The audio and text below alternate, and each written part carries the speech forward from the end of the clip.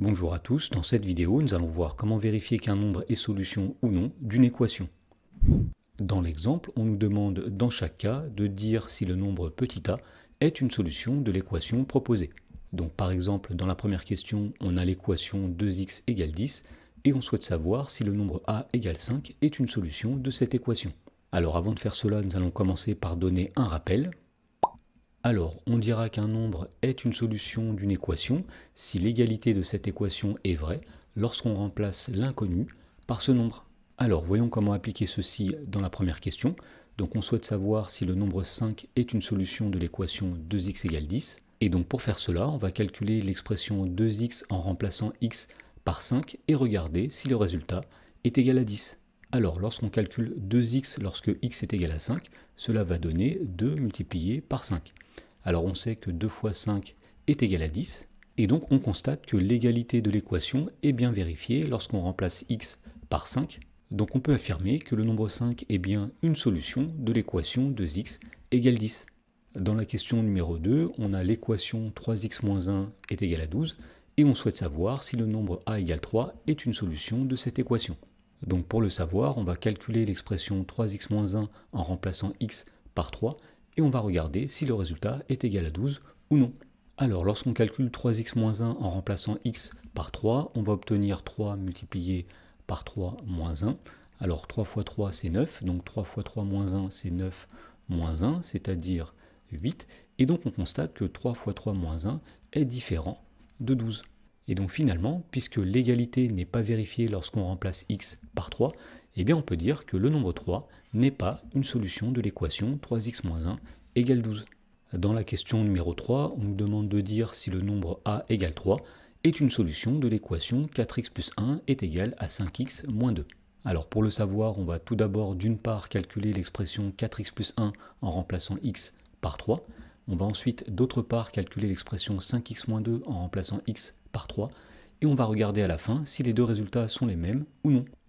Alors commençons, donc on a dit d'une part que nous allons calculer l'expression 4x plus 1 en remplaçant x par 3, ce qui va donner 4 fois 3 plus 1. Alors 4 fois 3 c'est 12, donc 4 fois 3 plus 1 c'est 12 plus 1, c'est-à-dire 13. Ensuite, d'autre part, on va calculer l'expression 5x moins 2 en remplaçant x par 3, ce qui va donner 5 fois 3 moins 2. Alors 5 fois 3 c'est 15, donc 5 fois 3 moins 2 c'est 15 moins 2, c'est-à-dire 13. Donc ici on peut constater que dans les deux cas nous avons obtenu le même résultat, à savoir 13, donc on peut dire que 4 fois 3 plus 1 est égal à 5 fois 3 moins 2. Et donc, puisque l'égalité est vérifiée lorsqu'on remplace le nombre x par 3, on peut affirmer que le nombre 3 est une solution de l'équation 4x plus 1 est égal à 5x moins 2. Dans la dernière question, on nous demande de dire si le nombre moins 2 est une solution de l'équation moins 6x plus 1 est égal à 2 facteurs de 4x plus 3. Donc là encore, pour le savoir, nous allons calculer séparément tout d'abord l'expression de gauche en remplaçant x par moins 2, puis l'expression de droite en remplaçant x par moins 2, et on va regarder si on obtient le même résultat. Donc tout d'abord, nous allons calculer l'expression moins 6x plus 1 en remplaçant x par moins 2, ce qui va donner moins 6 multiplié par moins 2 plus 1. Alors on commence par calculer moins 6 fois moins 2. Ici on a un nombre négatif fois un nombre négatif, ce qui va donner un nombre positif. Et ensuite 6 fois 2, ça va donner 12.